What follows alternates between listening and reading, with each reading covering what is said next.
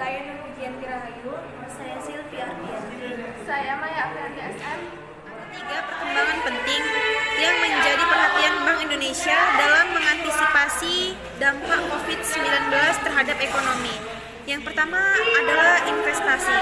Investasi hal ini didorong oleh menariknya imbal hasil surat berharga negara dengan membaiknya premi resiko yang tercermin dalam indeks volatilitas pasar keuangan.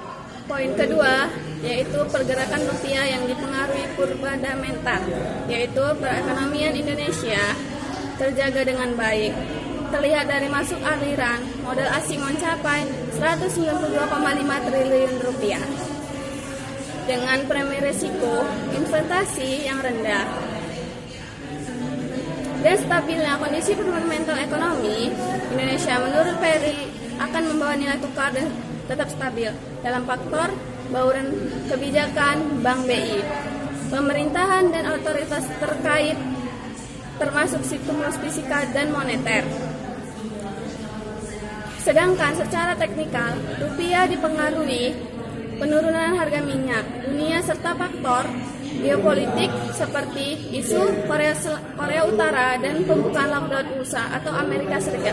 Dan secara di domestik, rupiah akan bergantung pada langkah pengawasan COVID-19 termasuk penerapan PSBB. Dan naik turunnya harga pasaran di masyarakat dalam membeli pangan, dan pemerintahan juga harus memprediksi nilai harga jual.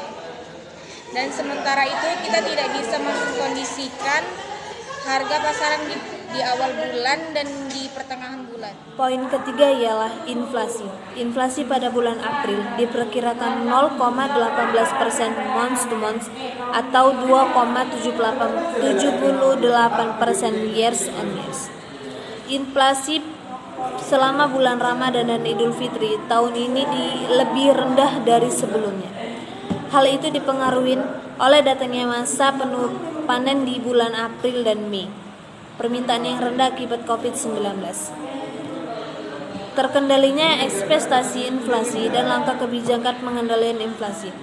Bank Indonesia telah menempuh langkah-langkah kebijakan seperti penurunan suku bunga kebijakan, stabilitas nilai tukar rupiah, injeksi likuiditas, dan jumlah yang besar baik likuiditas rupiah maupun falaks, mempermudah bekerjanya pasar uang dan pasar falaks di domestik maupun luar negeri, relaksi ketentuan bagi investor asing terkait perlindungan nilai dan posisi devisa neto, pelonggaran makroprudensial agar tersedianya pendanaan bagi eksportir, importir, dan UMKM.